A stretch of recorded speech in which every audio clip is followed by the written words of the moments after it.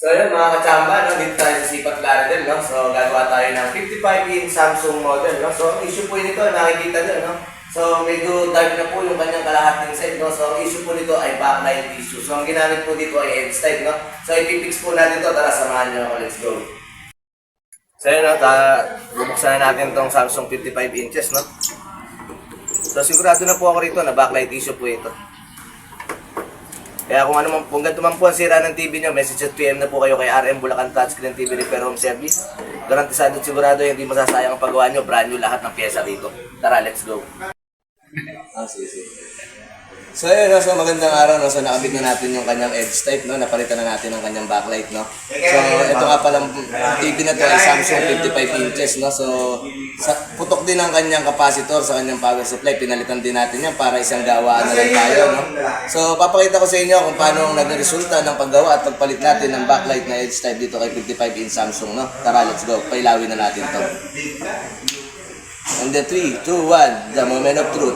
Done. Backlight issue, 55 inch. So, salamat. Takpan na natin to. Magandang araw, no? Nakachamba na naman tayo, no? Mga kalode, no? So, natapos na naman natin tong si Samsung 55 inches, no? So, nakikita nyo naman po, high quality po ang ginamit nating backlight edge type sa kanya, no? So, pantay na pantay po ang kanyang kulay, no? So, nakita nyo naman po, done po tayo dyan. So, sa lahat po na may mga problema ng TV dyan, RM Bulacan Touchscreen TV Repair Home Service po. Handang magserbisyo sa inyo kahit saan sulok pa kayo dito sa Bulacan. So, ano pang hinihintay nyo? Message at PM na po kayo. Tara, let's go. Mga kachamba, no? Andito tayo ngayon sa Sipat Laredel, no? Laredel, Bulacan, no? So, nakagawa na tayo kanina ng 55-inch Samsung Edge type, no? Ang backlight issue niya, no? So, ngayon, ang issue naman po ng TV na to ay ang kanyang backlight driver. So, chinek na po namin yung kanyang backlight, no? So, gumamit tayo ng backlight tester. Goods naman po lahat ng backlight niya. So, ang nawawala po sa kanya ay yung kanyang backlight driver. So, ni-repair po natin yan. Inayos po natin yan. So, panoorin niyo po to. Tara, let's go. Pakibuhay na po.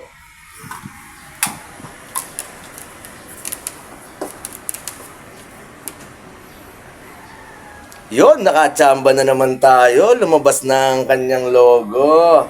So ayan, nakita nyo, no? So wala lang po siyang HDMI, hindi pa nakakabit ang kanyang source. So mamaya, kakabitan na ni sir ng source yan para magamit na niya ang kanyang TV. So maraming salamat sa mga nagtitiwala po sa amin sa RM Bulacan Touchscreen TV Repair Home Service. Handang magserbisyo sa inyo kahit saan pansulok dito sa Bulacan, no? So wag po kayo matatakot magpagawa sa amin ng TV dahil kami po ay legit na technician. So ano pang hinihintay nyo? Tara, let's go!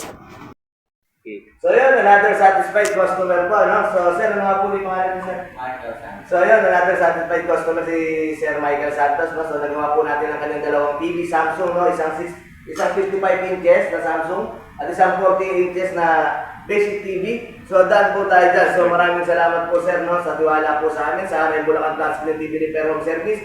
Handang magserbisyo sa inyo kahit saan sulok pa rin sa Bulacan. Ano pang hinihintay nyo? Message at PM na po kayo. Tara, let's go!